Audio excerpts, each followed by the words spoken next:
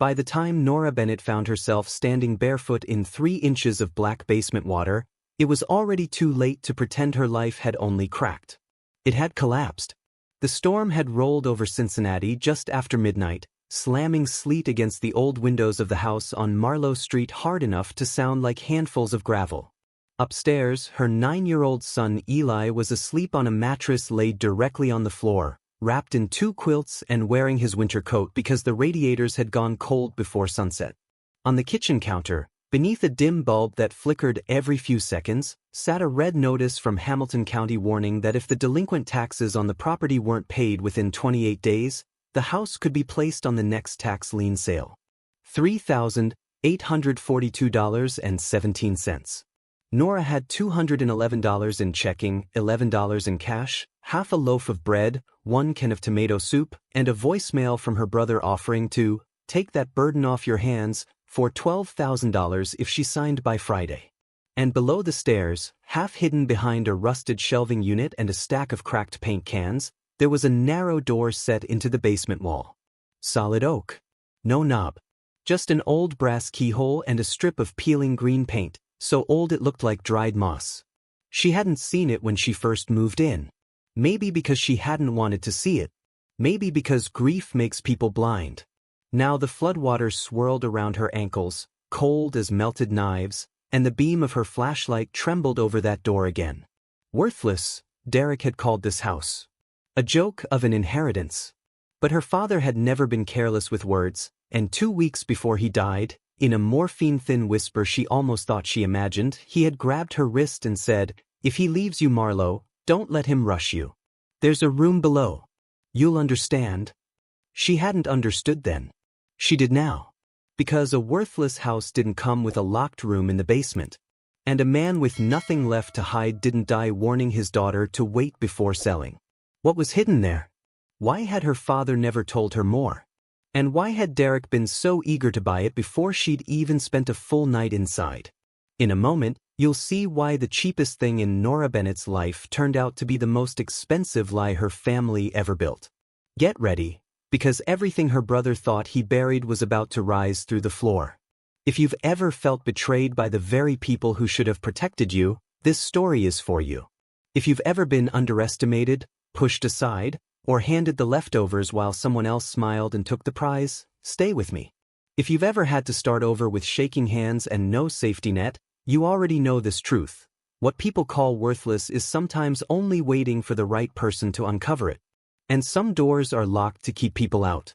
Others are locked to keep the truth alive.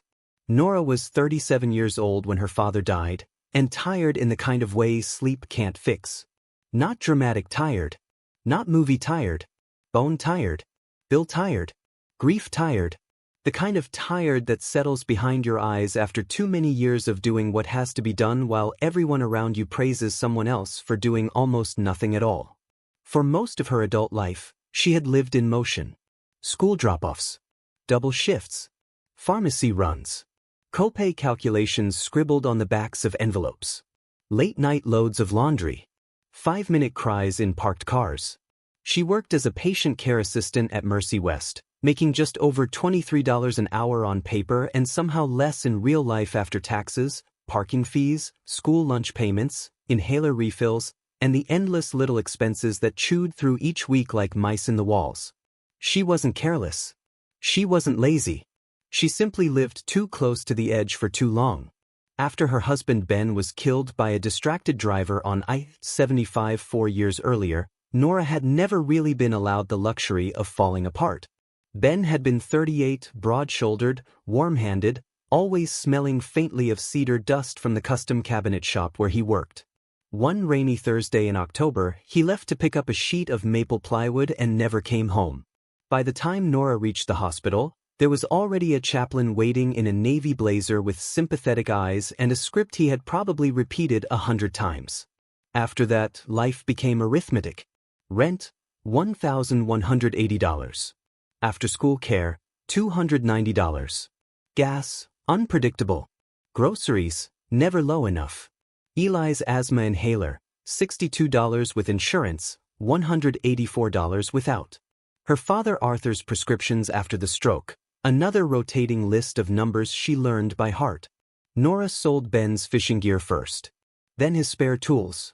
Then the silver bracelet he had bought her on their 10th anniversary, the one with tiny engraved leaves along the clasp. She never sold her wedding ring, but she came close twice. Still, she kept showing up. That mattered to her. It mattered maybe more than it should have. Nora was the kind of person who believed presence counted. That if you stayed, if you lifted, if you cleaned wounds and paid bills and answered midnight calls and remembered every birthday and every dosage and every favorite soup, then somehow life would see you. Maybe not reward you exactly, but at least not erase you. That was her mistake. Arthur Bennett had owned Bennett Hardware on Gilbert Avenue in Walnut Hills for 39 years. It wasn't one of those polished boutique hardware stores with scented candles and $12 succulents by the register. It was a real one. Narrow aisles, warped oak floors, dust on the high shelves, buckets of nails sold by the pound, brass house keys hanging in rows that clicked together like tiny bells when someone brushed past. In winter, the radiators hissed. In summer, the back office smelled like hot paper, machine oil, and the old box fan Arthur refused to replace because, according to him, if it still spins, it still works. As a girl, Nora had loved that place.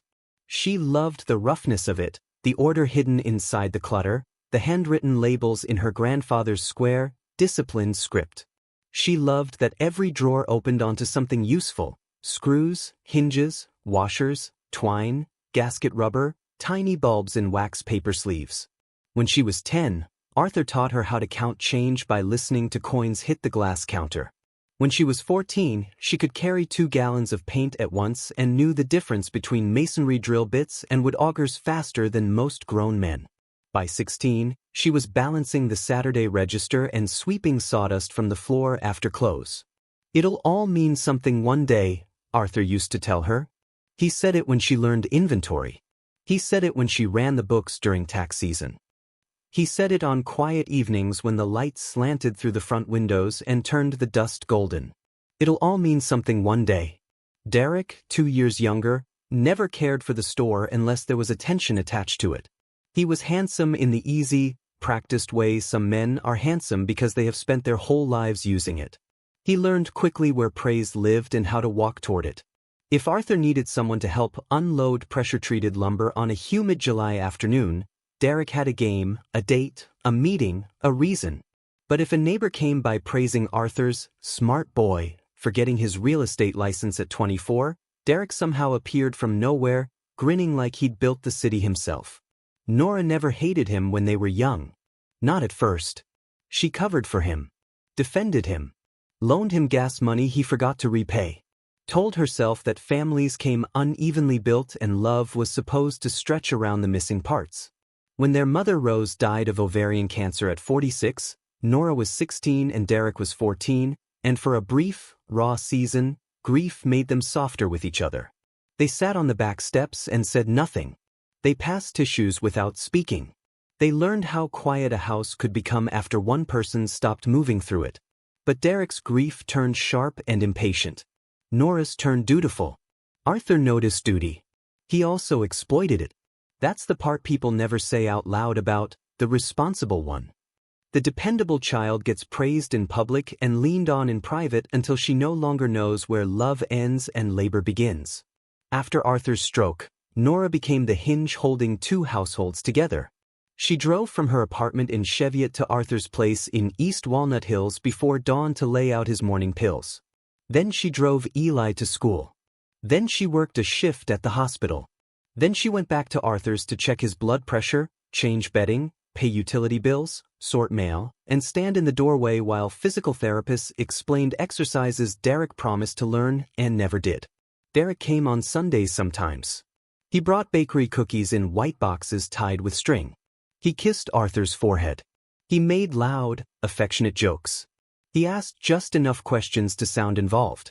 If Nora mentioned an unpaid contractor invoice or a leak at one of the rental properties, he would widen his eyes, laugh softly, and say, "You worry too much, Nora. I've got it." Then he would leave in his dark blue BMW with the cream leather seats and a real estate logo on the back window. He always had it. Until the actual work began. Then somehow Nora had it again.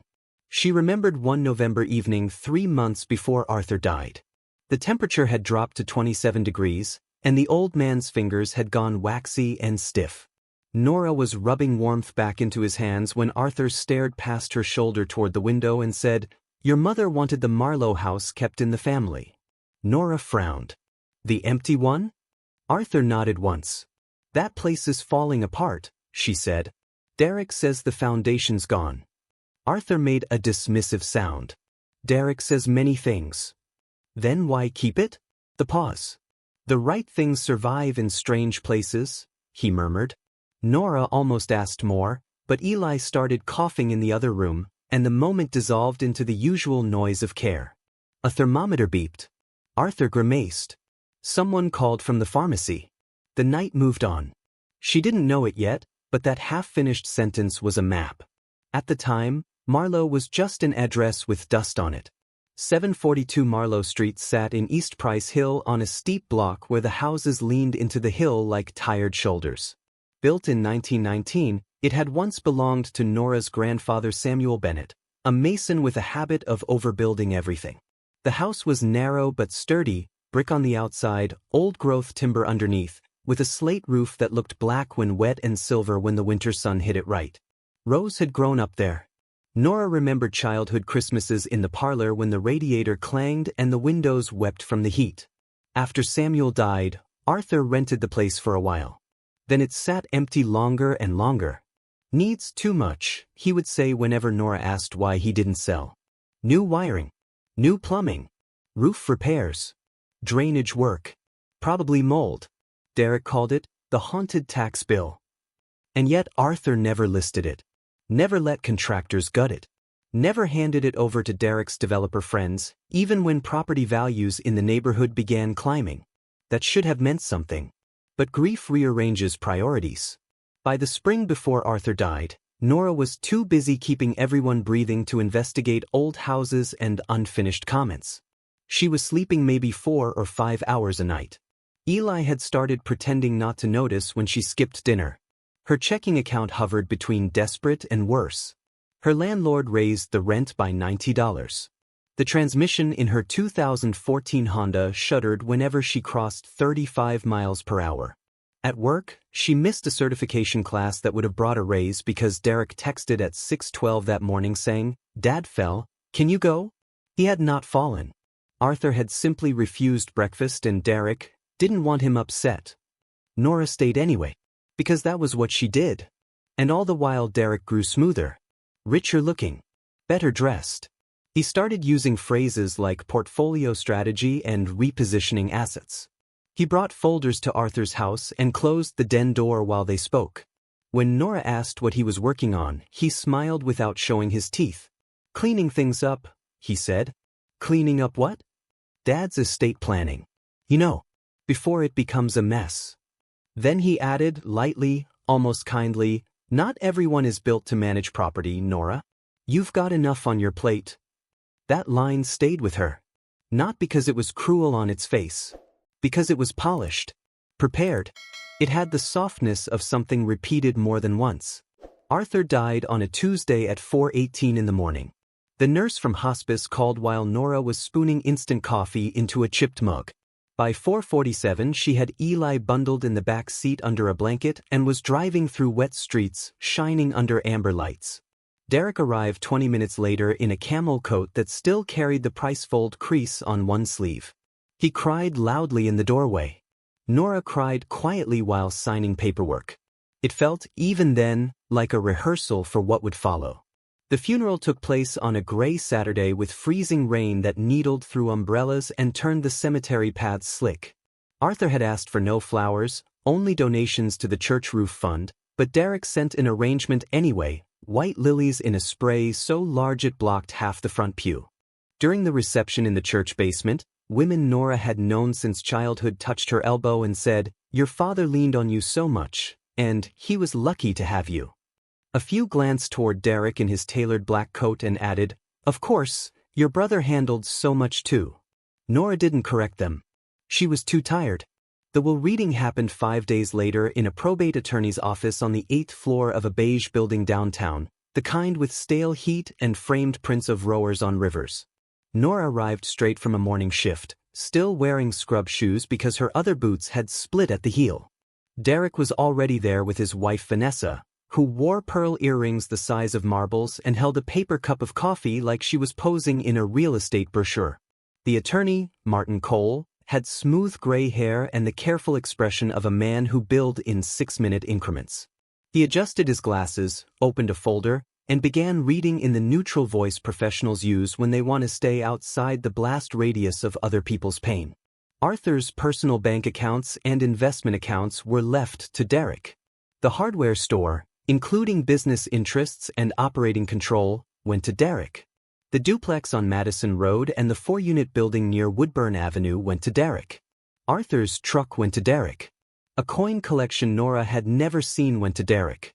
To Nora, Arthur left 742 Marlowe Street, together with its contents, as is, with all related liabilities and obligations.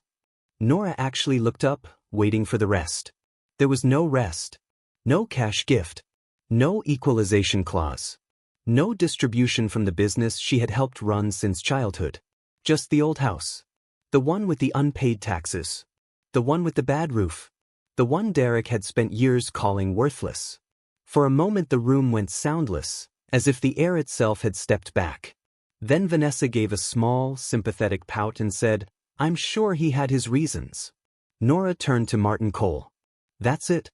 He cleared his throat. "There is also a bequest of your mother's cedar blanket chest and certain family photographs within the Marlowe property." "That's not what I asked." Cole glanced at Derek, then back at the page. "This is the executed instrument dated 6 months ago." 6 months ago. Arthur had been in and out of confusion 6 months ago.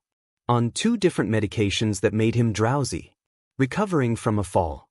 Nora knew that timeline the way sailors know weather. She looked at Derek. "You were with him then?"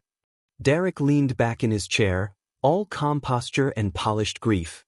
"I helped him get his affairs in order. I was there every day. And I was handling the long-term issues," he said. "Dad knew that." Nora felt heat rise under her skin despite the office chill. "I changed his bandages. I paid his pharmacy bills when his debit card froze. I missed work to take him to appointments. I took care of him." Derek's jaw tightened, but his voice stayed smooth. "And he appreciated that. This house gives you something tangible. A place to start over." "A place?" she repeated. "It's half collapsed." "It's property," Vanessa said softly, like she was offering wisdom. "A lot of people would be grateful." Nora stared at her. Then back at Derek. "Did he say why?" Nora asked. Derek held her gaze. "He said I knew how to protect what he built." That sentence landed harder than the will. Protect what he built. As if Nora had only tended bodies and dishes and school forms and unpaid invoices while the real things, the meaningful things, the valuable things, had belonged to the men. She pushed back her chair so fast it scraped the floor. Martin Cole lifted a hand.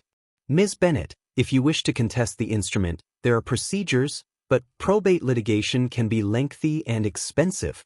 "Expensive," Nora repeated. Of course it could be contested.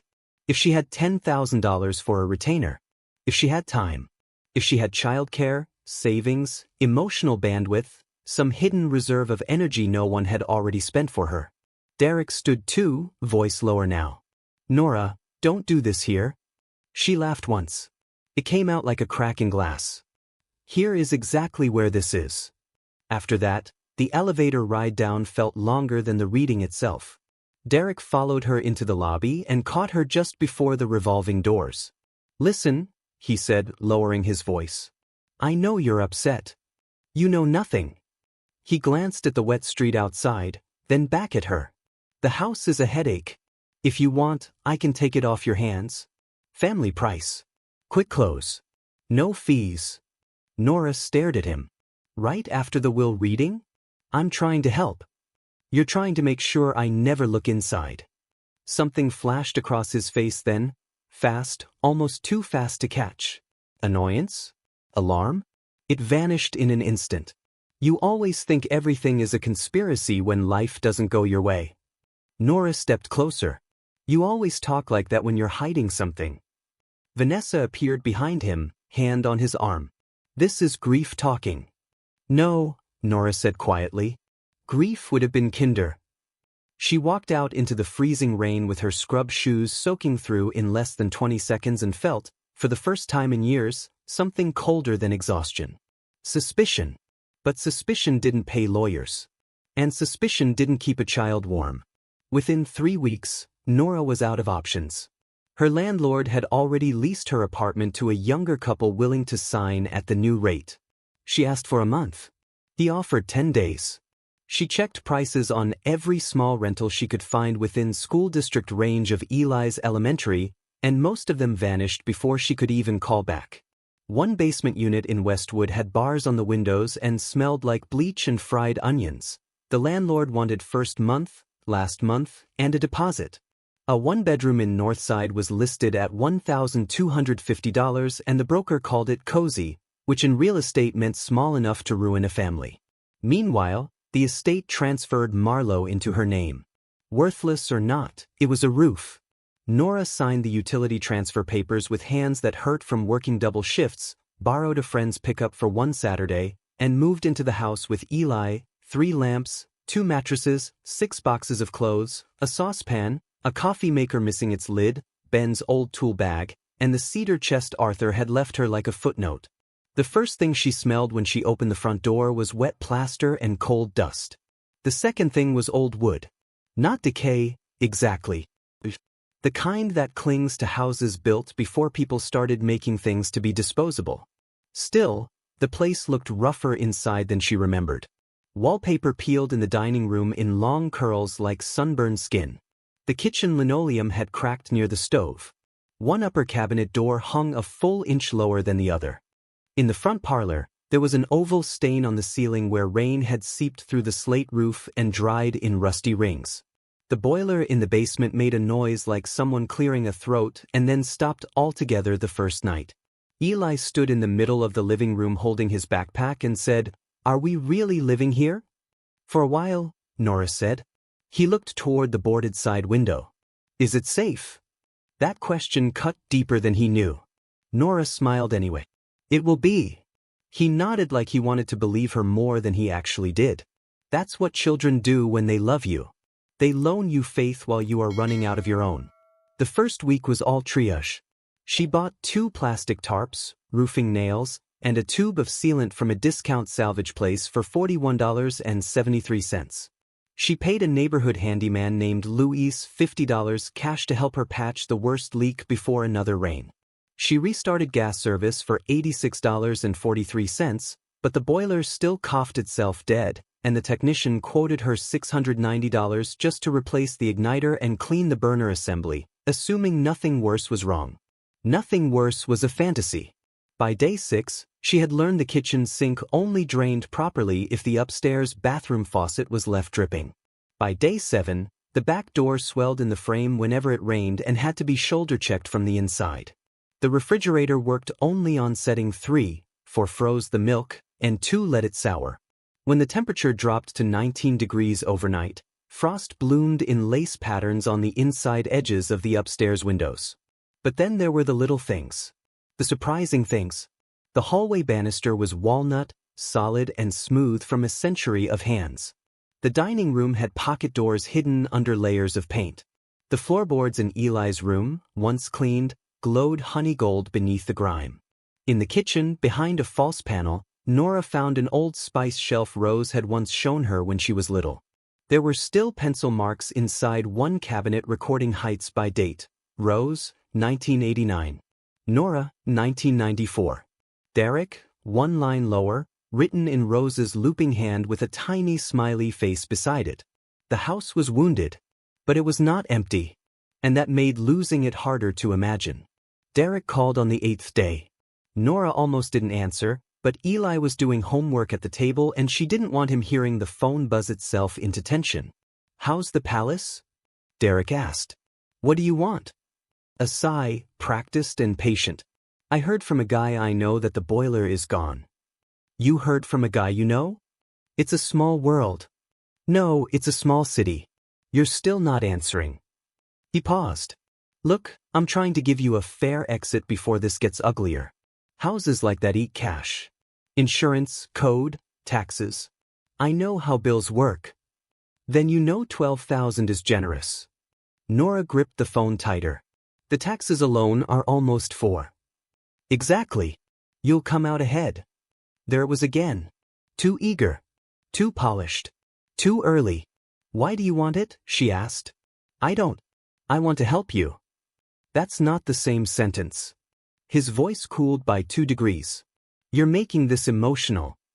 And you're making it suspicious. The beat. Then he said, Dad knew what he was doing. Did he?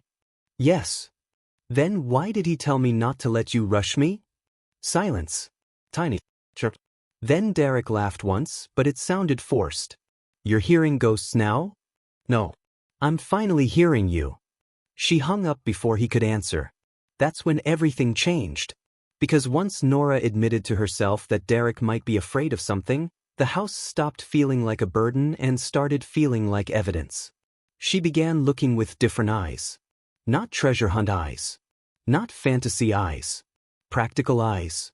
The kind she used at the hospital when a patient said they were fine but their lips were a little too gray, their breathing a little too shallow, their answers a little too delayed. She knew how to read what people tried not to show. Houses, she discovered, were not very different. She noticed first that the square footage listed in the county assessor records, 1,486, felt wrong. The front parlor alone seemed larger than she remembered, and the basement footprint didn't match the upstairs rooms cleanly. There was extra depth somewhere, hidden behind finished walls and old storage spaces. Then she found old receipts tucked into a drawer in the dining room sideboard. Coal delivery slips from 1948. A plumbing invoice from 1962. A handwritten repair note in Samuel Bennett's hand mentioning dry room latch adjusted and check seal before frost. Dry room? The basement itself was divided strangely. Main utility area. Coal bin. Canning shelves. Then a section behind metal storage racks where the wall jogged inward in a way that didn't align with the foundation outside. Nora ran her palm over the brick and felt cooler air along one seam. Eli came downstairs one afternoon carrying a flashlight and said, Mom, there's a weird shape there. He pointed to the far wall behind the shelves. At first she saw only shadow. Then the outline came into focus. Rectangular. Vertical. A door frame hidden under paint, grime, and years of not being looked at. No handle. Just that small brass keyhole. Was that always there? Eli whispered. Nora's pulse kicked once. I don't know. Can we open it? Not today. He looked disappointed, but also relieved. Children sense when adults are trying not to be afraid. Nora didn't tell him that for the rest of that evening she could think of almost nothing else. Not while heating canned chili. Not while checking his homework. Not while wrapping towels along the base of the back door to stop the draft. A door in the basement of a worthless house. A father's dying warning. A brother desperate to buy quickly. A repair note mentioning a dry room. Some doors are locked to keep people out. Others are locked to keep the truth alive. She repeated that to herself without fully knowing why. The next morning delivered a fresh complication. A certified envelope. Hamilton County Treasurer's Office. Inside was a formal delinquency notice stating the Marlowe property had outstanding taxes from 2 prior years, interest continuing to accrue, and failure to cure could result in a lien sale after statutory notice. The amount due by the end of the month, $3,842.17. Not theoretical now. Calendar real. Court real. Lose the house real. Nora sat at the kitchen table and did the math twice. If she sold the Honda, maybe $2,000 on a good day, but then how would she get to work? If she picked up 2 extra weekend shifts, maybe another $480 before taxes, but Eli would need care and the school holiday schedule was coming. If she pawned the wedding ring, she might get something, but probably not enough. If she borrowed from friends, she'd still come up short, and the shame of asking felt heavier than the ring itself. Eli came in wearing 1 red sock and 1 blue one and stopped when he saw her face. Is it bad? He asked. Nora folded the notice. It's grown up bad. You thought about that. Can I help? Her throat tightened. You already do. That afternoon, at the grocery store, her debit card was declined for $47.18 because an automatic payment she forgot had posted overnight. She stood there while the cashier, no older than 19, waited politely and the woman behind her sighed. Nora removed the eggs first, then the apples, then the shredded cheese, until the total fell to $28.04 and the card finally went through. Outside, wind knifed through the parking lot. She sat in the Honda with a bag holding bread, pasta, oatmeal, and peanut butter and cried into the steering wheel for exactly 90 seconds because that was all the time she had before school pickup. Rock bottom rarely looks dramatic when you're inside it. It looks like subtraction. One thing removed after another until your life becomes a list of what you can no longer afford to lose. At work, gossip found her before relief did. Someone had heard about the will from someone at church who heard it from Vanessa. By lunch, 2 women from billing were whispering near the microwave about how the son got the business and the daughter got the old place. One of them noticed Nora entering and lowered her voice too late. Humiliation has a sound. It sounds like a sentence cut in half when you walk into a room. Nora ate crackers from her locker and stared at the vending machine until her break ended. That evening, the first real snow came early and wet, sticking to branches and dragging power lines lower. Eli developed a cough by bedtime. Not severe, but enough to make Nora listen through the wall every 20 minutes between 11 o'clock and 2 o'clock, counting breaths the way she had learned to do for Arthur. At 2:13 a.m., a metallic thud echoed from the basement. Not pipes. Not the boiler. Something looser. Hollower. Nora sat up in the dark, every muscle suddenly awake. Then came another sound. A soft tap, then a scrape. She grabbed Ben's flashlight from the nightstand, wrapped her cardigan tight, and went downstairs barefoot because fear doesn't wait for slippers. The kitchen floor was cold enough to sting. At the basement door she stopped, listening. Nothing. Only the quiet hum of old wiring and the faint hiss of sleet against glass. She told herself it was shifting shelves. Wood contracting. Nothing alive. Nothing irrational. Still, she didn't go down. Not then. Instead, she stood in the dark and thought about the hidden door until dawn turned the window gray. By morning, she was angry with herself. Not because she'd been afraid. Because fear had started making decisions in a house she now depended on. So she made a plan. Saturday, after Eli's basketball clinic at the community center, she would clear the basement wall and inspect the door properly. If it opened, good. If not, she'd call a locksmith. If there was nothing behind it, fine. At least the question would stop chewing through her thoughts. But life rarely lets answers arrive on schedule. Friday afternoon, Derek showed up in person. Nora saw his BMW through the front curtains and felt immediate irritation, which sharpened into something else when she noticed he had not come alone. Vanessa sat in the passenger seat, sunglasses on despite the cloud cover, and Derek carried a flat folder under one arm. Nora opened the door but kept the chain on. What are you doing here? He smiled. Checking on you. No, you aren't. I brought papers. That's exactly why you're not. Vanessa leaned across from the car and called, It's a standard purchase agreement. Very simple. Nora laughed without humor. Of course it is. Derek lowered his voice, shifting into that intimate tone manipulative people use when they want their pressure mistaken for concern. Nora, look around. This house is killing you. Eli needs stability. I can wire $5,000 at signing and the rest within 48 hours. Why the rush? It's not a rush. It's practical. You had years to be practical about this place. His smile thinned. And you've had enough time to realize sentiment doesn't fix foundations. She almost shut the door then. But anger kept her still. Tell me something, she said. If this house is such a disaster, why do you want it so badly? Derek's jaw flexed. Because I'm trying to stop you from drowning. No, Nora said. You're standing on the dock asking me to sign a paper while I'm in the water. He held out the folder. Just read it. She didn't move. Behind him, Vanessa said, You really should think about what your father would have wanted. Nora's whole body went cold. My father wanted many things, she said. One of them, apparently, was for me not to trust how quickly you smile. Then she shut the door. The next sound was Derek's palm hitting the wood once, flat and hard. Nora. She slid the chain free and opened it again just 3 inches. If you come back without being invited, I'm calling the police. For the first time, the friendliness dropped completely from his face.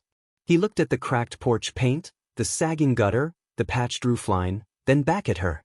You always confuse stubbornness with strength, he said. Nora met his eyes. And you always confuse confidence with ownership. She closed the door for good. Eli, who had been halfway down the stairs, whispered, "Was Uncle Derek mad?" Nora inhaled slowly. "Yes." "Are we in trouble?" She looked at her son. Thin shoulders inside a hand-me-down sweatshirt. Pencil marks on his fingers. Hair still damp from washing. Too young to carry any of this. Old enough to feel it anyway. "We're in a hard chapter," she said. "That's not the same thing." He nodded. Children remember lines like that. Years later, sometimes they build their lives around them. Saturday morning brought a hard blue sky and a temperature of 22 degrees.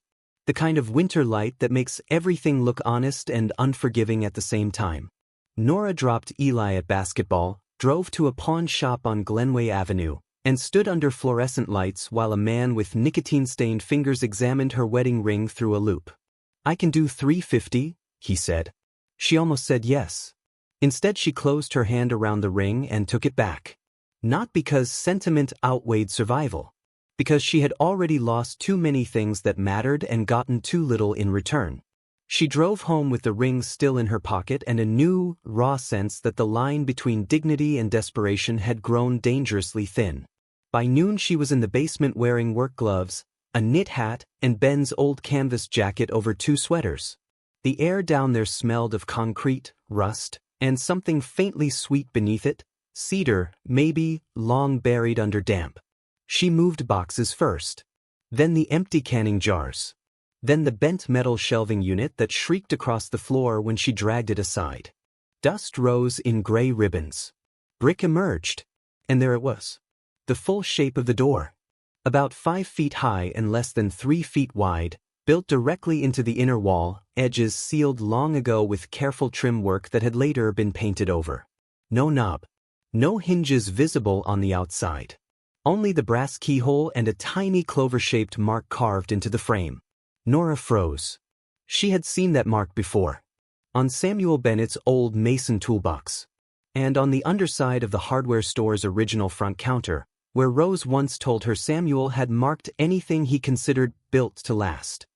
Eli came home at 1:40 and found her still staring at it. "Did you open it?" "Not yet." "Can I see?" He stepped closer, flashlight beam hopping with excitement. "That's creepy." "Helpful," Nora said. He grinned for the first time all day, then looked more carefully.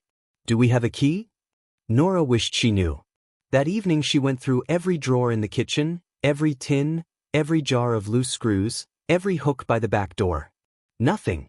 In the cedar chest she found blankets, Rose's recipe cards, a pressed corsage from a long-ago school dance, and an envelope of family photos. One showed Rose standing on the Marlowe front porch in 1987, pregnant with Derek, smiling into summer light.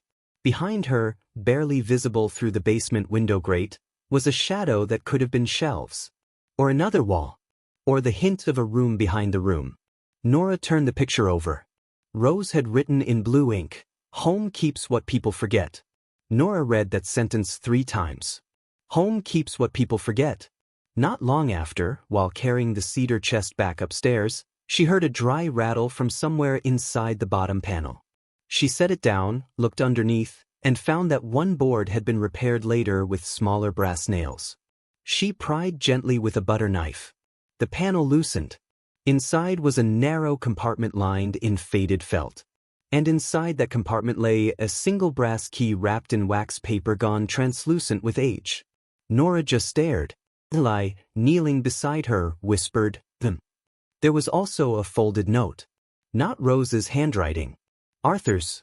The letters were shaky, written with the hesitation of a hand no longer fully obedient. "For the room below. If it comes to her, Let her see everything before anyone else does. No signature. No explanation. Just that. Nora sat back on the floor, so suddenly the old boards knocked beneath her. Eli looked from the note to the key and back again, eyes wide. Is that for the basement? I think so. Should we open it now? The smart answer was no. Wait until morning. Wait until someone else is present. Wait until your hands stop shaking. But life had already delayed too much.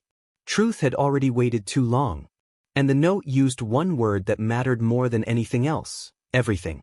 Nora looked at the stairwell descending toward the cold basement dark. Then at her son. Get your flashlight, she said.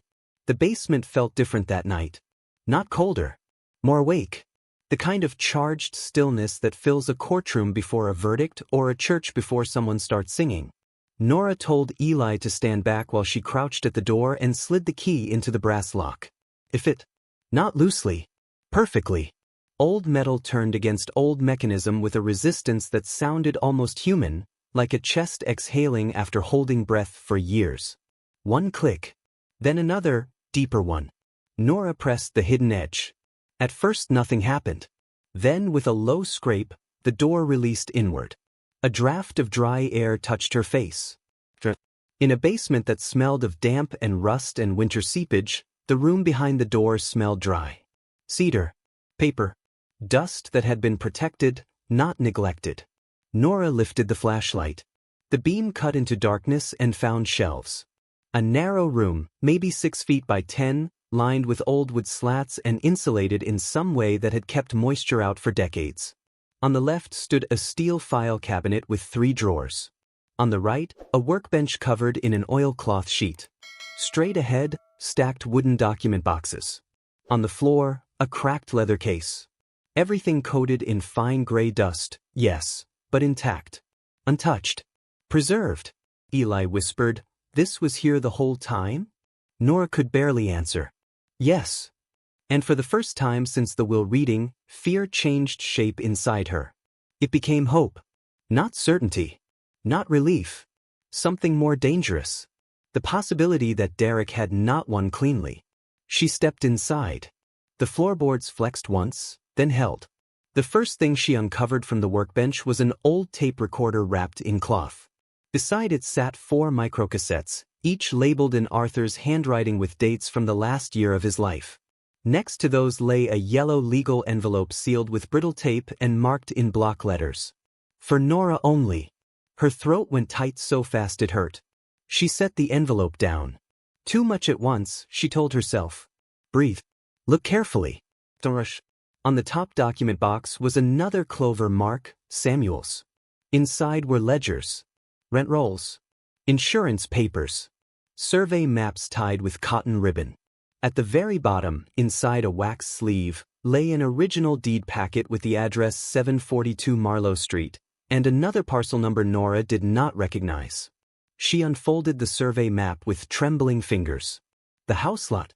And behind it, running along the alley with separate street access, a narrow adjoining parcel Arthur had never mentioned. 22 feet wide. 96 feet deep. Zoned mixed-use decades earlier when the neighborhood planning map changed.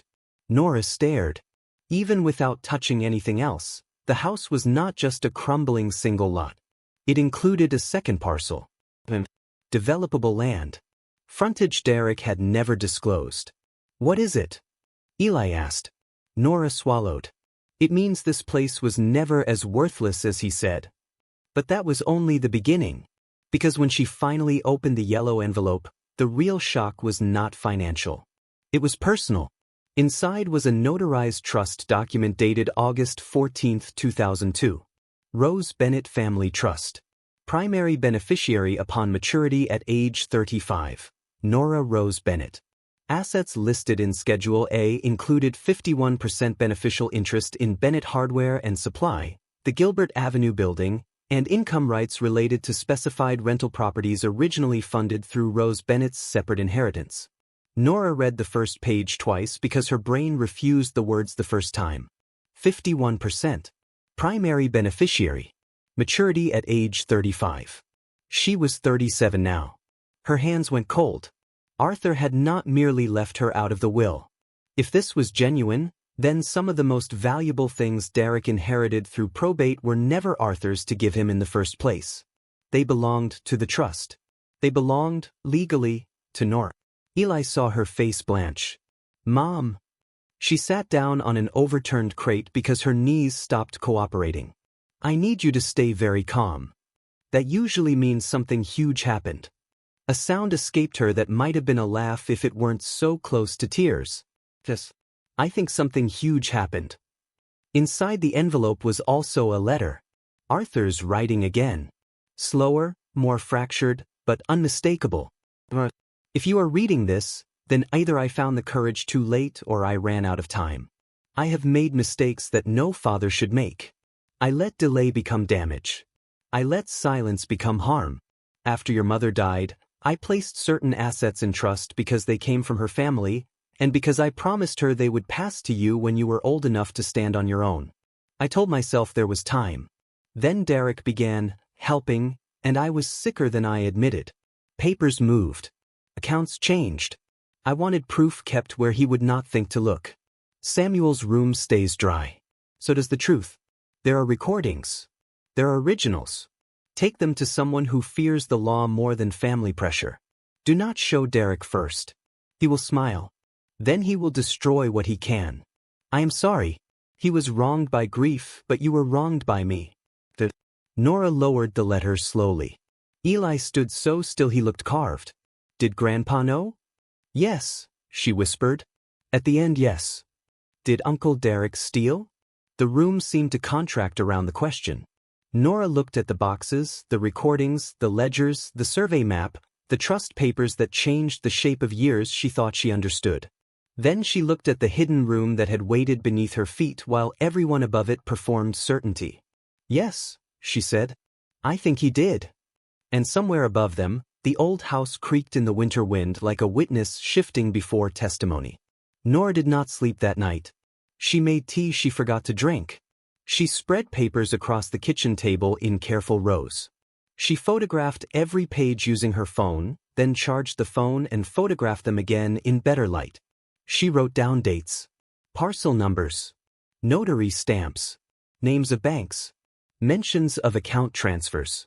Eli fell asleep on the couch around midnight with his glasses still on, a blanket over his legs and one hand still resting on the edge of Arthur's letter as if he, too, needed proof it was real. At 1:26 a.m., Nora inserted the first microcassette into the recorder. Static crackled. Then Arthur's voice filled the kitchen, weaker than she remembered but unmistakably his. Breathless. Older. Speaking as if each sentence cost him something. This is for record, he said. Date? March 11th. If anything happens, the originals are in Samuel's dry room at Marlowe. Derek does not know. He thinks I moved everything to the office safe, but he has keys there. Not here. The pause. Papers shifting. The Rose Trust should have distributed to Nora when she turned 35. It did not. I delayed after the stroke. Derek told me we needed restructuring, said tax reasons, said she had enough burdens. I signed things I should have read more carefully. He has been taking rents from Madison and Woodburn through Bennett operating accounts and calling them management reimbursements. I told him to stop. He said he was protecting the business. Arthur coughed hard. When he spoke again, the shame in his voice was worse than the illness. I let him speak like ownership was a language and silence was consent. Nora covered her mouth. Eli stirred but did not wake. Arthur continued, voice thinner now.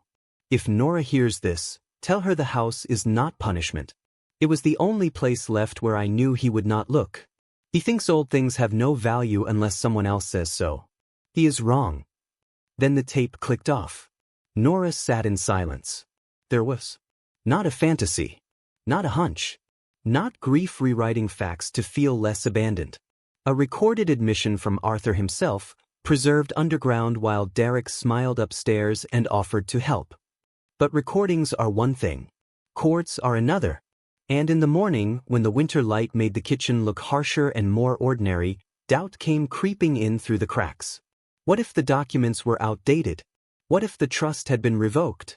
What if Arthur's voice wasn't enough? What if this room held only proof of intentions, not enforceable rights? Hope can be almost cruel when you're poor, because it asks you to imagine a better future before it has agreed to become real. Nora needed someone who could tell the difference between a miracle and a lawsuit. She called 3 lawyers before noon.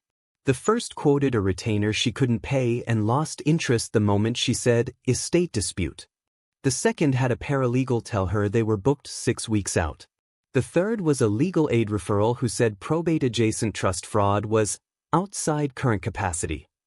For 3 hours Nora felt the old panic returning, that familiar, punishing sensation of finding the truth and still not having the resources to do anything with it. But then she remembered Arthur's sentence, "Take them to someone who fears the law more than family pressure." So she stopped searching for probate attorney and started searching for fiduciary litigation trust accounting Cincinnati. At 2:47 p.m., she called Park and Lou Asset Recovery. An assistant said the next new client consultation was Thursday. Nora said, "Please tell Ms. Park I have original trust documents hidden by a deceased trustee, a recorded admission of diverted rents, and a pending sale risk.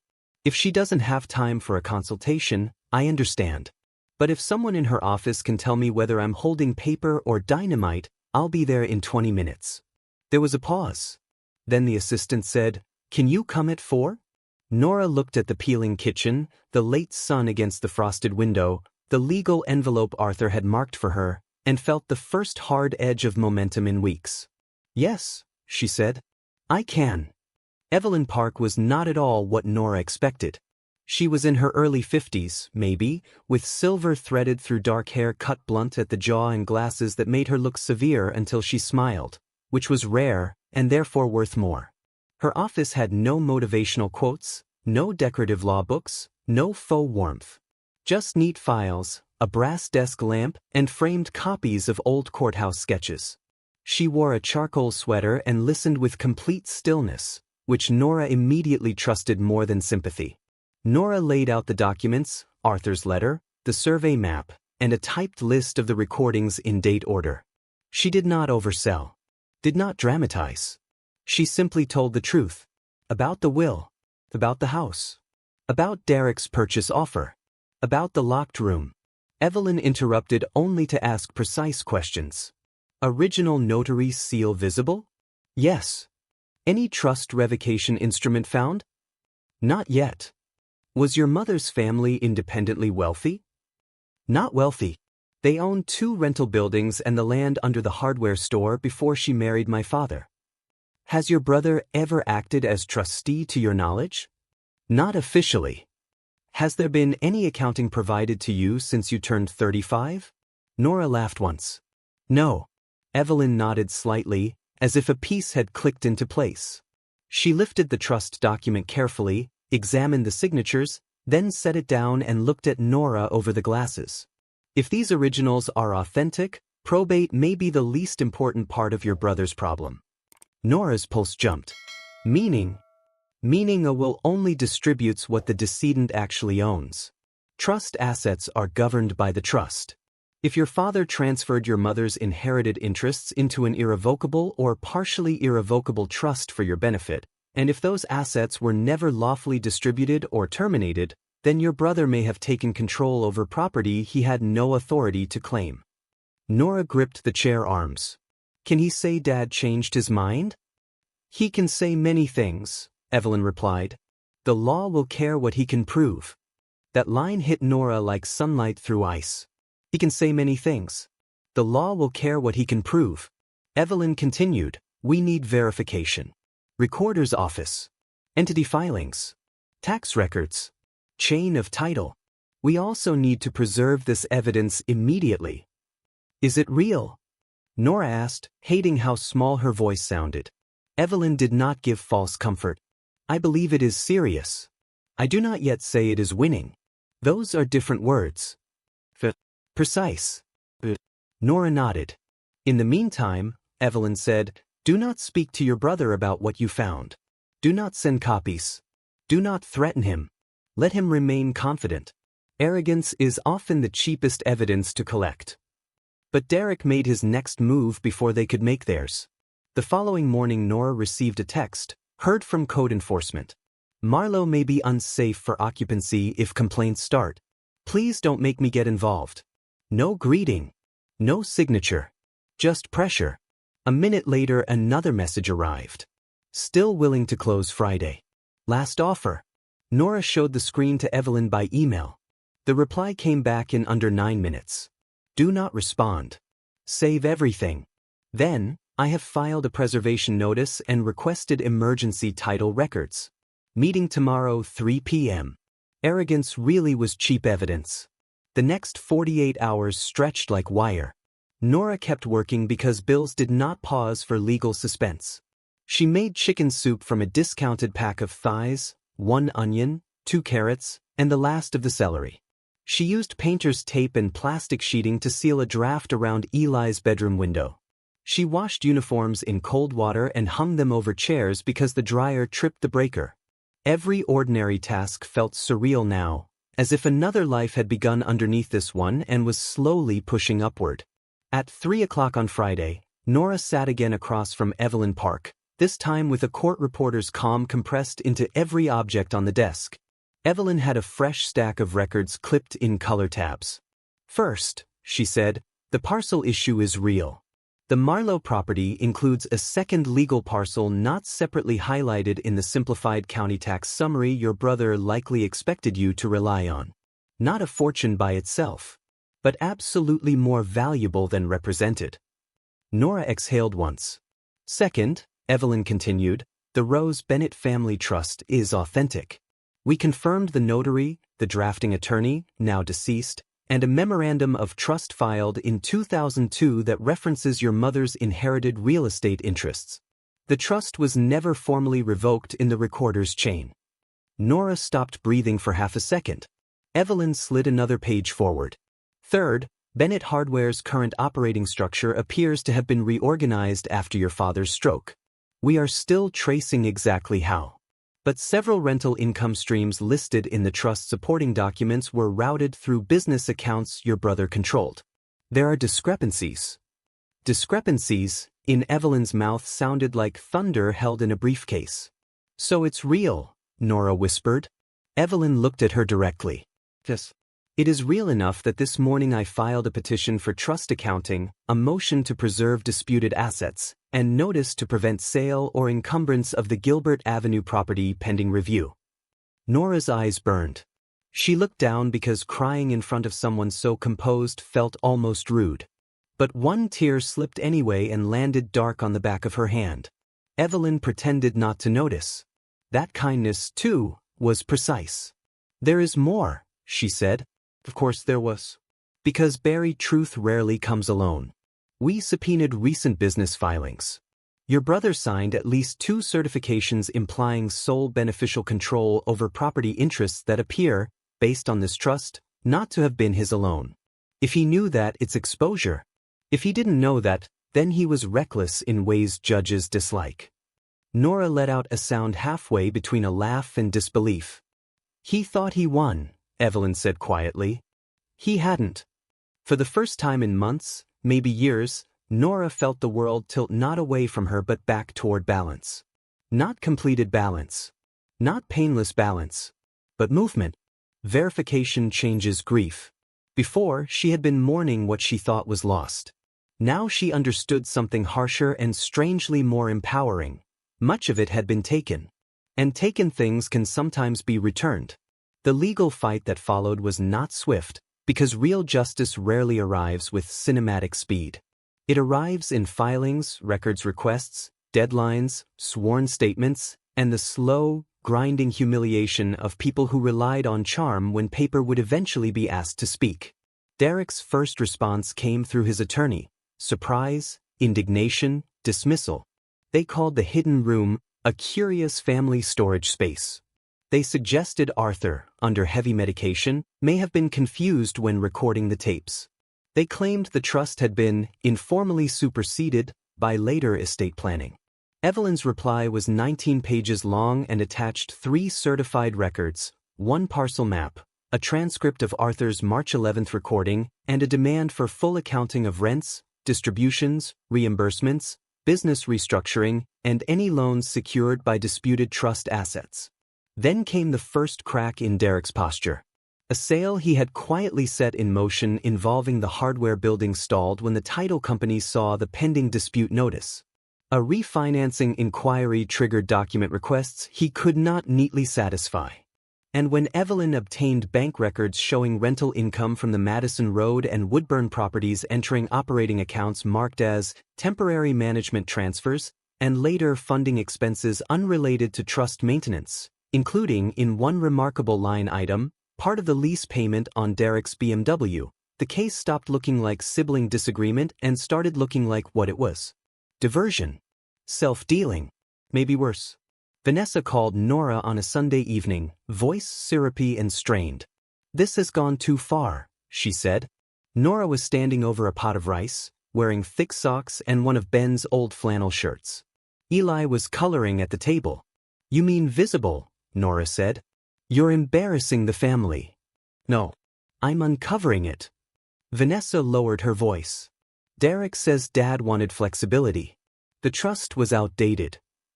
Then he should have treated it like something outdated people could actually inspect." The pause. "Then, what do you want?" That question said more than any confession could have. Nora turned off the stove burner and stared out the kitchen window at snow softening the alley lights. "I want what was mine before he decided my labor was easier to erase than his theft." Vanessa inhaled sharply. "That word is reckless." "No," Nora said. "That word is catching up." She ended the call. In mediation, Derek wore navy and looked tired for the first time in his adult life. Not humbled exactly. Cornered. There is a difference. Humbled people look inward. Cornered people look for exits. He still tried charm first. "Nora," he said in the conference room before lawyers sat down, "this is insane. We can settle this like adults." She held his gaze. "Adults don't hide trust income from widows living paycheck to paycheck." His face hardened.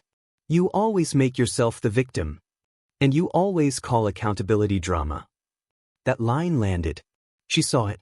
Then the lawyers entered and the masks went back on. The accounting review took 3 more weeks. 3 long, taut weeks in which Nora continued patching her ordinary life together while her extraordinary one reorganized in the background. She worked shifts, paid the minimum on the gas bill, used weather stripping and blankets to hold warmth in the house, fixed the back door latch herself with parts from a jar in the basement room, helped Eli build a solar system project out of painted foam balls. And at night, after he slept, she listened to more of Arthur's recordings. On one tape, Arthur cried. Not loudly, not theatrically. Just once, after saying Rose's name. "I told myself I was keeping peace," he said into the recorder. "But peace bought with one child's loss is only cowardice with better manners." Nora wrote that line down. Peace bought with one child's loss is only cowardice with better manners. It explained more than the trust. It explained the whole architecture of her family. The responsible daughter gets asked to wait because she can survive waiting. The louder son gets immediate accommodation because everyone fears his reaction more. That isn't peace. That's imbalance mistaken for practicality. And eventually, the bill comes due. When the preliminary accounting finally arrived, Nora read it in Evelyn's office with both hands flat on the table to keep herself steady. Over a 3-year period, more than $287,000 in net rental income attributable to trust-supported assets had been rerouted or absorbed without distribution to Nora. Some of it had covered legitimate maintenance. Much of it had not. There were undocumented management fees,